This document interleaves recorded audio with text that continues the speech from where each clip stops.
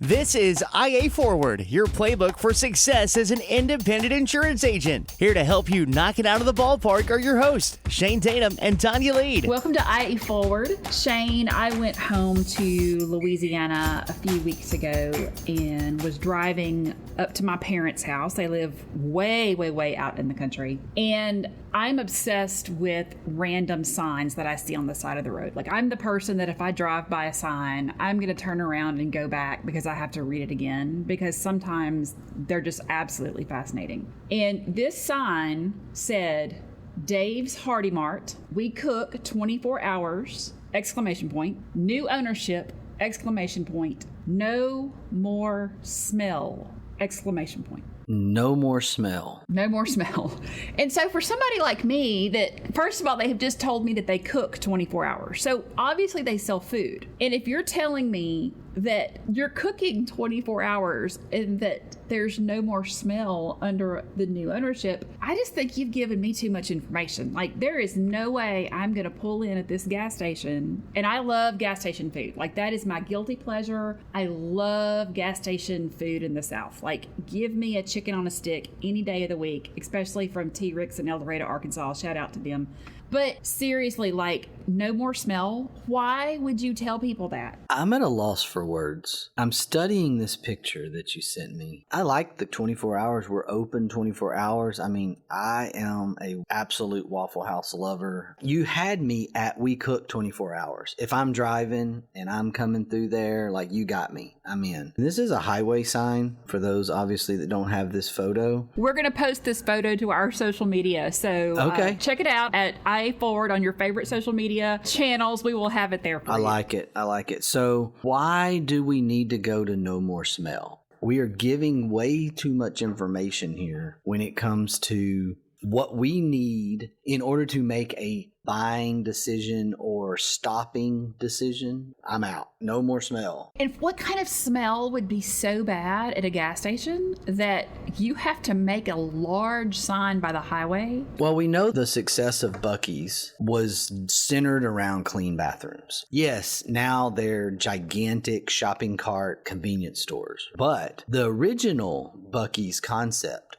was investing money in having someone clean the bathrooms 24 hours a day, nonstop. So clean bathrooms was the original Buc-ee's mantra that put them on the map before they started building Texas oversized convenience stores everywhere.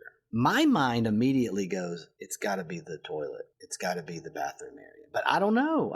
So how does this random conversation apply to the insurance agency world? I have been thinking about this for several months, and as I have so much data in my world, and we are living in the age of big data, but then what are we going to do with it? The question I'm at is, do we actually have too much data? Is there too much information, or is there such a thing in running our businesses of having too much information? Or such a thing as sharing too much information with a client. And as you've heard me say 100 times, the confused mind does nothing. Yeah, so Dave's Hearty Mart, we cook 24 hours. Make it bigger on your sign. I don't need no more smell to take up more line space. Why do we think more information is necessarily better? We think about the consumer. Consumers are so research oriented.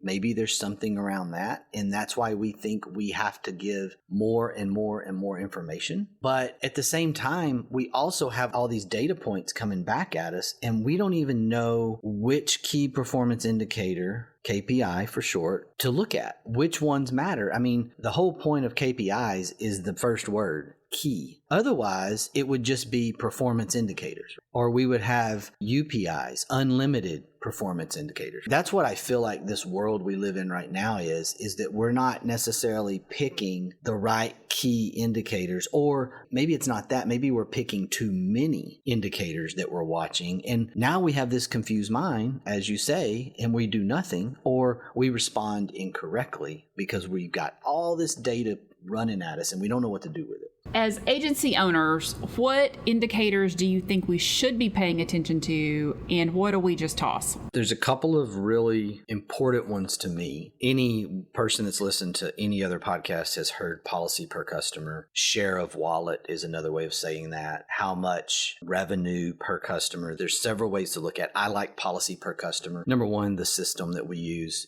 has that as a built-in calculation, just being able to very quickly look at your overall book of business, either by carrier or by line of business or by personal lines versus commercial lines, and being able to say, how many policies do we have per client on average? So that's one for me that's automatic. But revenue per employee, that's an old one, but still a good one because of significant amount of our expense on our P&L. And I say that very, very gingerly because I do not like referring to staff as expense, but labor. Labor cost overall is an expense on the profit and loss statement. And so in an insurance agency, it's the largest cost. It's just always been that way. It's probably always going to be that way. Revenue per employee is an important piece. The age-old indicator has always been your striving to be at $100,000 in revenue per employee. The further you can push that number up, the better. Some agencies have moved to revenue spread per employee. Some agencies have moved to revenue per customer. Those are really, really low-hanging fruit indicators that if you're doing that, then you're in pretty good shape because most of your other expenses, unless you're just doing something really, really crazy like renting high-end space that you don't need or marketing dollars are out of whack, advertising dollars are out of whack somehow, the revenue per employee piece is going to kind of manage that whole, am I getting the efficiency out of my book, out of my people? Am I generating enough revenue to hire the next person? If I hire the next person, what's that going to do to my revenue per employee? So those are really good indicators that kind of keeps our P&L healthy. I remember one of the very first conversations that you and I had, we talked about getting ahead of hiring too, that don't wait until you need somebody to hire somebody, that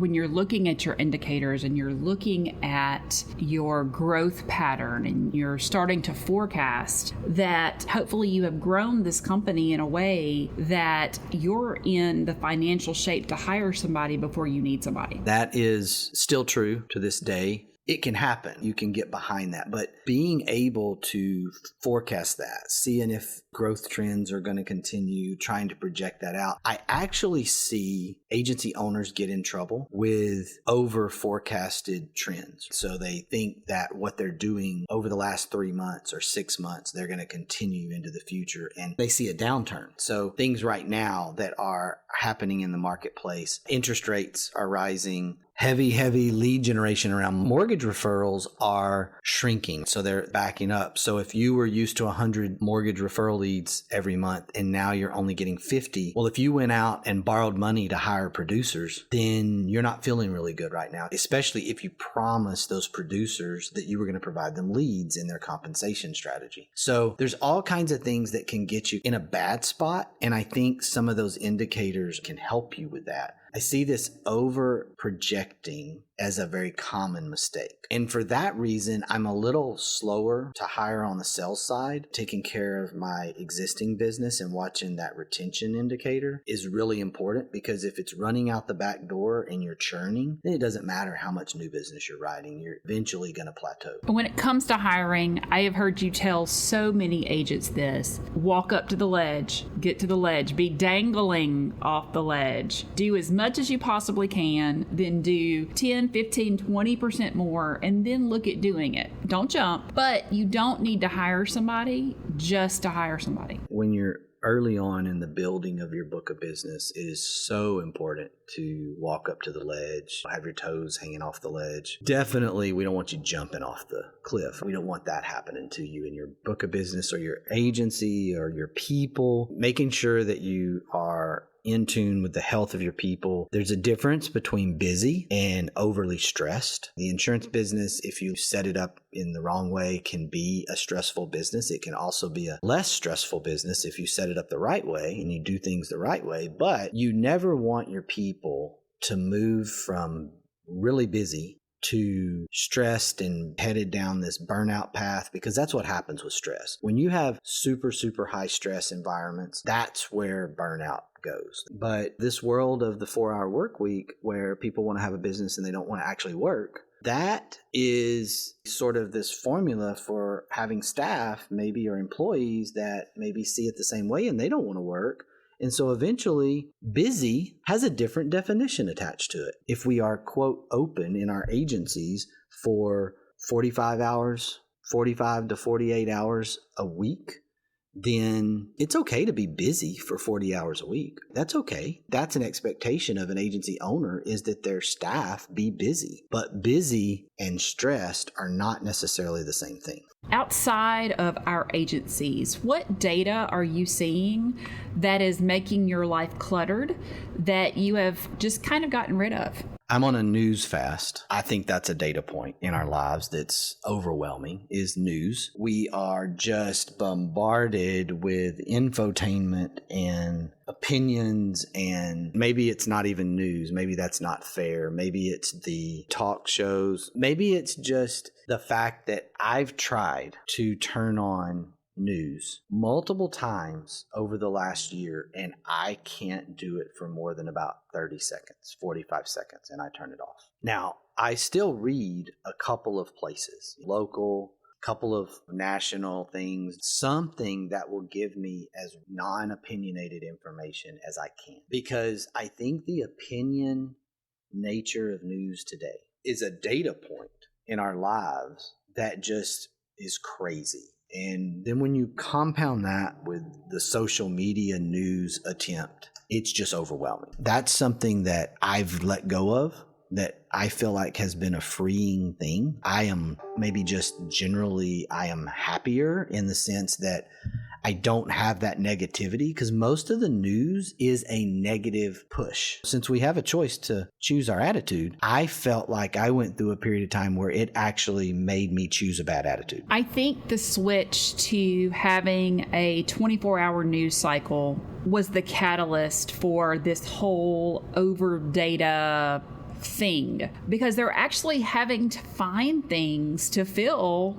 a 24-hour news cycle with. And when that started in the 80s, I think that it has just snowballed since then, and it exacerbated into craziness. And I was reading an article last week that talked about how much faster, I think it was something like 200 times faster, that a negative news story would spread, especially on social media, rather than anything positive. I grew up on the ESPN of Australian rules football. Why were they showing Australian rules football? Because they couldn't get any TV rights or anything. They couldn't show anything else. So they were showing college baseball at Rosenblatt Stadium in the College World Series. They were showing Australian rules football. I'm thinking that's a great data point. As a United States citizen, I learned about something that I didn't know anything about, because they're showing it because they don't have a choice. They couldn't show anything else. Now, when they can show anything and everything, they find different things to talk about that alienate or become polarizing within society. And it's like, let's go back to Australian rules football.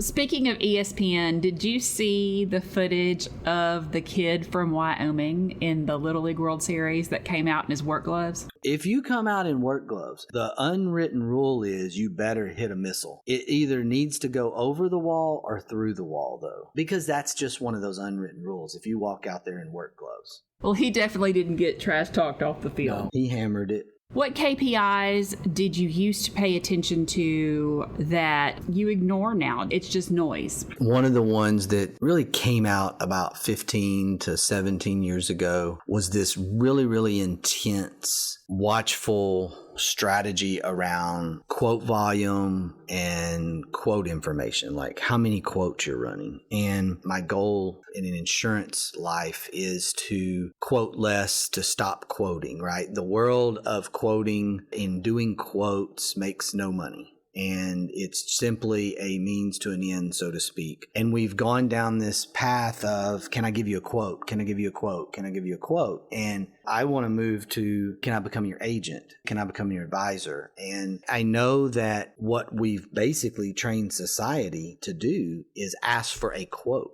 The really, really brave agents would be the agents that said, sure, now our quotes are $50 each. Or the marketing trend of some agents that started saying free quotes, like that's something new, but it's just a marketing strategy. Going back to charging $50 for it, and my theory of people don't respect what they don't pay for, obviously we're not going to do that, but it's not the worst idea. It's not. I mean, what am I doing a quote for? Is it so you can compare pricing? And now we're going to go down this pricing thing. I've reached this point in my career where I don't want to focus on quoting. Obviously, carriers want to see quote volume because they have their own data points that says if I'm getting agents to quote me, I'll win, especially in the independent agency marketplace. If agents are quoting me, I'll win a percentage. I know I'm going to get a percentage. So if they're not quoting me, then if they're not writing business with me and they're not quoting me, then I got to get them to quoting me. That's always a insurance carrier strategy to get business from agents and do business with agents. I don't pay attention to quote data anymore.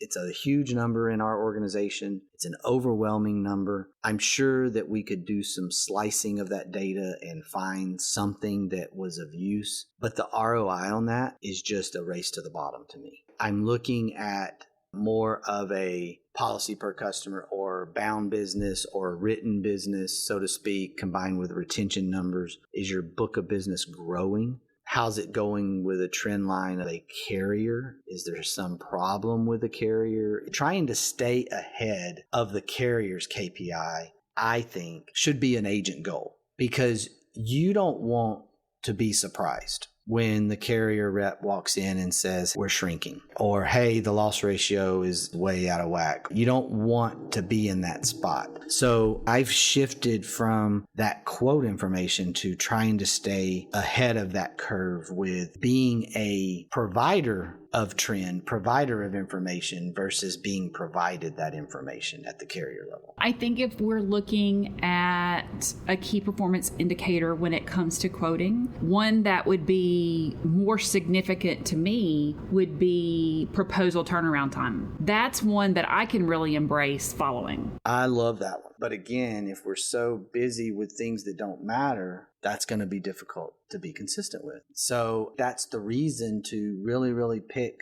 the things you're doing, the information that you're listening to and that you're looking at and that's making your decisions. I think it's really important that you simplify that. If I could get back to my world and get back to my word is I think part of this is just getting down to a few things that really, really matter and really drive your agency. When it comes to that turnaround time, I think some of the challenges that our people face are that they don't like to share bad news. If they run a proposal and something comes back and it is a fantastic price for amazing coverage, they're going to get back with them immediately. It seems to me like these long turnaround times are happening when they're not getting the answer that they're wanting. We don't like sharing bad news. I think that we've got to shift over to customer experience. That's got to be our mindset. We can't worry that we're not beating their expiring policy. We're not able to write their account because of some really crazy reason. And we get to the point to where we go down that turn over every rock category when we're really never going to get there. Most situations should know whether they're going to be able to write an account within a day. We're going to know pretty quick, this is going to be a problem account, this is going to be a struggle for me, or I'm going to be able to compete on this account, or at least I'm going to be able to give them a proposal. I think we need to do that and let the fact that we're not the cheapest price not get in our way, because that's where I see people struggling. They don't get back with people quickly because they don't have the best price. They're not beating the expiring premium. When they beat the expiring premium, I just roll my eyes or hand to face emoji when I see I saved so-and-so $1,100 a year. And I'm like, you're really quick to call Sally back when you're going to save them $1,100 a year? What about all the other people that you didn't call back timely because you didn't save them anything and they were mad at their agent for not calling them back? It didn't matter what their price was going to be. They were going to go with you if you gave them a great customer experience. And I think that's what we have to shift our mindset to. Shane, for our agents that are thinking of starting their own independent agency, what would you tell them when they've got all of this data running at them? There is a way to run your agency and look at a handful of indicators that you kind of live and die with. And I'm not saying that more data is terrible or the end of the world or anything like that. I am saying that if you can simplify things down to 3, 4, 5 indicators that you really, really pay attention to, that you really, really track, then you're going to be better off long term. There may be some short-term trend or something that data point number 462 is providing you, but you can't do that. You can't keep up. The simplifying your KPIs down to things that are making sense to you that you can focus on. And again, mine are revenue per employee, policies per customer, overall book of business growth, retention. Those are the things I look at right there. And that's a 4 data point view.